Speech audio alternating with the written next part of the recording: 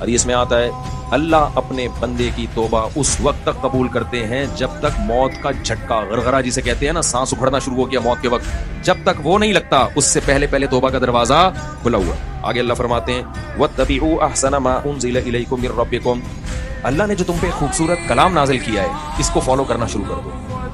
سمجھ میں آ رہا ہے توبہ کسے کہتے ہیں؟ اللہ کی رحمت سے مایوس نہ ہونے کا کیا مطلب ہے؟ اللہ کہتے ہیں چلو اب آ جاؤ، اب اس قرآن کو فالو کرنا شروع کر دو۔ ہماری خواتین پردہ نہیں کر رہی، اللہ غفور رحیم ہے، اللہ کہتے ہیں میں غفور الرحیم ہوں، توبہ کرو اور آج کے بعد اس قرآن کو فالو کرنا شروع کر دو۔ قرآن میں اللہ نے عورت کو پردے کا حکم دیا کہ نہیں دیا؟ اللہ کہتے ہیں چلو آج سے کر لو، پچھلا سارا کیا کر دوں گا؟ معاف۔ ہم ایسے ڈھیٹ ہیں، معافی بھی مانگ رہے ہیں اور اپنی غلطیوں کو چھوڑنے کے لیے بھی تیار نہیں ہے۔ اس پر اکثر میں ایک واقعہ سناتا ہوں، واقعہ کوئی مستند نہیں ہے، بعض واقعے غیر مستند ہوتے ہیں لیکن ان سے جو سبق ملتا ہے وہ کیا ہوتا ہے؟ وہ بڑا زبردست سبق ہوتا ہے۔ تو وہ چیز جھوٹ کے زمرے میں نہیں آتی ہے۔ کہتے ہیں حضرت موسیٰ علیہ السلام کے پاس شیطان آیا اور کہنے لگا آپ اللہ سے ہم کلام ہوتے ہو، اللہ سے پوچھنا کہ میں نے آدم کو سجدے سے انکار کیا تھا، اللہ کہتا ہے کہ جتنا بھی بڑا گناہ ہو توبہ سے معاف ہو جاتا ہے، تو اللہ سے پوچھ کے آئیں کہ میں آج توبہ کے لیے تیار ہوں، کیا میرا گناہ معاف ہو جائے گا؟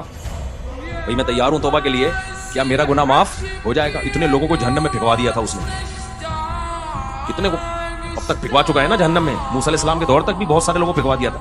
اب آ رہا ہے پوچھنے کے لیے کہ بھائی میں اگر توبہ کروں معاف ہو جائے گا؟ حضرت موسیٰ نے اللہ سے پوچھا اللہ شیطان توبہ کرے گا تو کیا توبہ کرے گا تو معاف ہو جائے گا اس کا گناہ؟ اللہ نے کہا میرا توبہ کے بارے میں قانون سب کے لیے، جو بھی توبہ کرے گا اس کا گناہ معاف ہو جائے گا، یہاں تک میں اور آپ، ہم اور شیطان متفق ہیں، ہم بھی یہی کہتے ہیں کہ بھائی اللہ سارے گناہوں کو معاف کر دے گا اگر ہم توبہ کریں۔ آگے طریقے میں وہی کام ہم کر رہے ہیں جو شیطان نے کیا تھا۔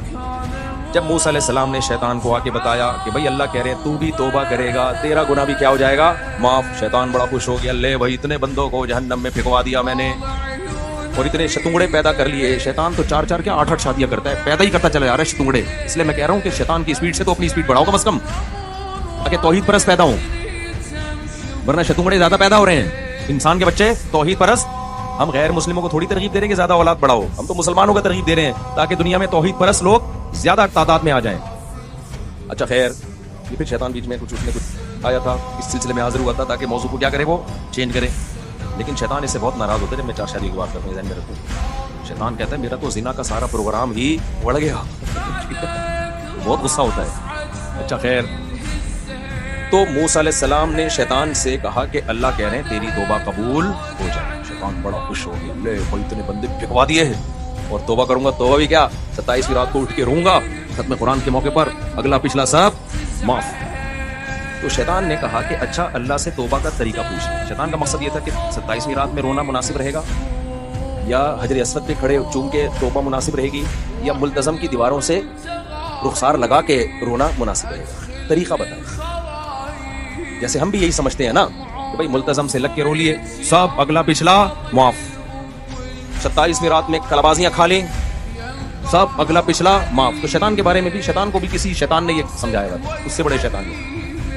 تو شیطان نے موسیٰ علیہ السلام سے کہا بھائی ایکچولی ذرا مجھے طریقہ پتہ چل جائے۔ حضرت موسیٰ علیہ السلام نے اللہ میاں سے پوچھا، اللہ شیطان طریقہ پوچھ رہا ہے، تو موسیٰ علیہ السلام نے فرمایا، اللہ نے فرمایا کہ شیطان سے کہو بھائی تیرا جرم یہ تھا کہ آدم کو سجدہ نہیں کیا تھا نا، اس جرم پہ سزا ملی ہے، تو اب اس کی تلافی تو یہ ہوگی کہ آدم کو سجدہ کر۔ اب آدم نہیں ہے تو میں تجھے ایک خصوصی پیکج دے رہا ہوں کہ ان کی قبر پہ سجدہ کر لے تو میں مان لوں گا آدم کو کیا، یہ تیرے لیے اسپیشل پیکج ہے، ورنہ تو اصولی طور پر آدم زندہ ہوتے تو کرتے نا، تو قبر میں قبر کو کر لے مان جاؤں گا، چل معاف کر دوں گا سب کچھ۔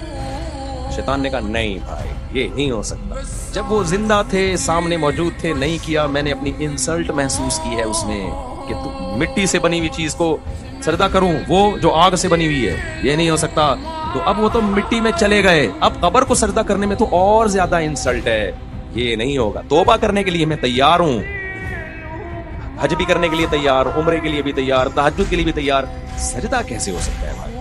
میں سمجھا پا رہا ہوں۔ اللہ نے کہا پھر توبہ بھی تیری شرطوں پہ نہیں ہوگی، توبہ کس کی شرطوں پہ ہوگی؟ میری شرطوں پہ۔